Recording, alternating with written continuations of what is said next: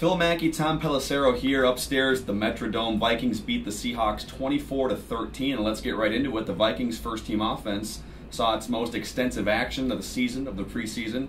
Brett Favre throws 25-26 passes. They don't really put any points on the board, but at least they were out there for 2.5 quarters. And right now you've got a starting offense that scored one touchdown tonight, but that was completely the product of Darius Raynaud's 73-yard kickoff return. They did have drives of 16 plays ending in downs when they go out on 4th down in the shadow of the goal line, and then a 14-play drive that ends in a field goal. They did have the ball moving, but as Brad Childress mentioned after the game, they weren't particularly explosive. They give up the ball 4 times total if you include the downs.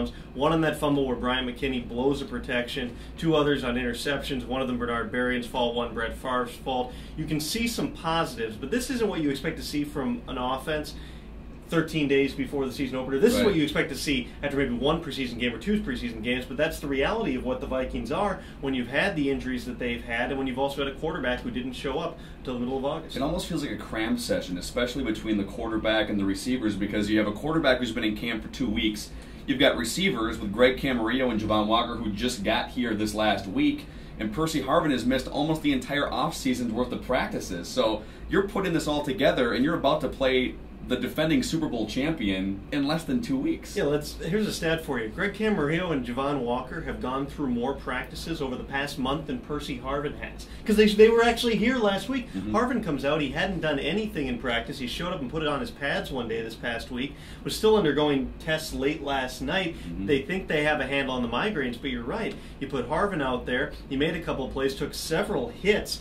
One of them sent his helmet flying. With a guy with migraine headaches, you got to think that was a little bit concerning. His head wasn't inside the helmet, which was rolling down the field. It shows how important it was and why they were willing to take a little bit of a risk putting him out there. They needed just to get him some work because they don't want to be putting these guys out there next week in that final preseason game. They definitely don't want to be putting Brett Favre out there, although they still might. But yeah, you put Greg Camarillo out there. He has a couple of catches. One of them, Darrell Bevell said he wasn't even in the right place. They don't know why he was in the spot he was, but Favre found him. And then Javon Walker, who Favre was trying to just push the ball into. Several times he threw into coverage, just trying to make something happen for Javon Walker. He clearly wants to see that guy succeed. Walker does make one catch down in the end zone. It was a heck of a catch. It's one of those plays that you would think shows what Walker can do that the other receivers can't, even though he's extremely rusty, and I heard that he looked like that throughout practice this week. He's got 1 more week to prove he's got his legs under him, but they'll come back to that play and they'll go, if we can get that from him in the red zone, maybe he's a guy who's at least worth keeping around.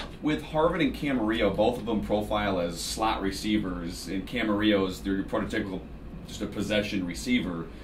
Which one of them moves more to the outside once things get going here into the regular season? It's a good question because I don't think that they want Greg Lewis out there playing 50 snaps a game wide, and we didn't see that. We saw them mixing in a lot of guys. Camarillo's primarily a slot guy. I think that if you had to put something more on one player, it would be Camarillo, simply because he's a precise route runner. He has played a lot of different positions, has played on the outside. You know what you're going to get from him. With Percy Harvin, he's not detailed. You don't necessarily know that he's going to end up in the right place. You don't want to put too much on him. What Percy Harvin's great at is he's so explosive. You just generate those plays where you throw the bubble screen like Favre did tonight he ends up losing 4 yards, but it's the sort of play where you would think that Percy Harvin, more times than not, is going to make something happen there. That's how they can get Harvin involved in the offense. He's not going to be a downfield regular threat. He's going to be a guy who you've got to figure out 5 ways a game just to give him a long handoff and tell him to go. And we'll probably see more from Javon Walker in this 4th preseason game coming up, but what's your gut feeling right now after seeing the catch he made in the end zone? Does he make this team?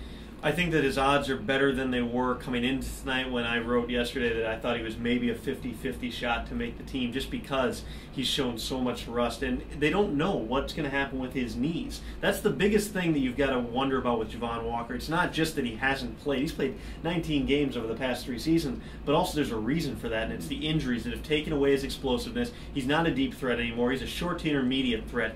Red zone is where he's got to make his name. He's made 1 play. If he makes another play like that next week, I think it'd be pretty tough for the Vikings to go without Sidney Rice that we can move forward without Javon Walker. This is why they brought him in. This is what they're hoping he's able to do. And Javon keeps making comments after the game today, basically saying the Raiders put me in, well, he used the word misfortune. He's got to go ahead and get past that, because if he wants to say anything, put him in misfortunist situations. It's a great word, his by the way. knees. He's fallen apart physically. That's why he hasn't been getting the opportunities. Maybe he was in the doghouse in Oakland. But when you give a guy a $55 million contract and he does nothing like Walker did, and has the off-the-field stuff like Walker did, he's got to move on, put that behind him. If it's motivation for him, great. That'll work out well for the Vikings. But hopefully now we can move past this and he can kind of live in reality a little bit and understand it's his health. And some other things to touch on. You had Darius Raynaud bust off a 73-yard return today.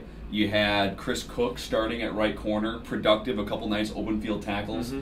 Does Chris Cook start against the Saints in Week 1? And where does Raynaud fit in here when you're putting together the 53-man roster? If I had to bet after tonight, I'd say Chris Cook does start against the Saints. And we saw both the good side of Cook, where I think they threw at him 3 times tonight, none of them completed, made a couple of plays. We also saw some of the downsides with Lito Shepherd and Asher Allen. Asher Allen is a nickel guy. He's not someone you want out there competing 70 snaps a game against receivers on the perimeter. He can get sucked up in the run game when you've got a bigger receiver on him. Ted Ginn did that to him down in San Francisco. Ted Ginn's not exactly known for his blocking. And tonight there were several balls completed in front of Asher Allen. He plays a little bit like Antoine Winfield, but he's not nearly to that level yet. He's a developmental guy. And with Lito Shepherd, in the cover 2 defense, you need your corners to be willing tacklers. You need them to come and hit. And there were questions about that with Chris Cook. I think he's begun to answer those. Lito Shepherd is never going to be that sort of player. He has lost a step. There's more upside with Cook.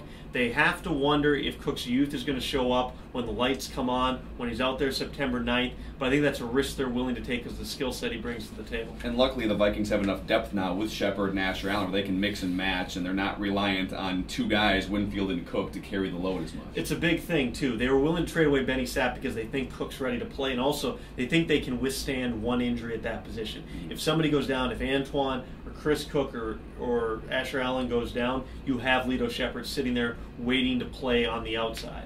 If either you or I go down, 1500ESPN.com is pretty much screwed. That's probably true. Tom Pelissero, Phil Mackey, go to 1500ESPN.com for all of this great Vikings coverage.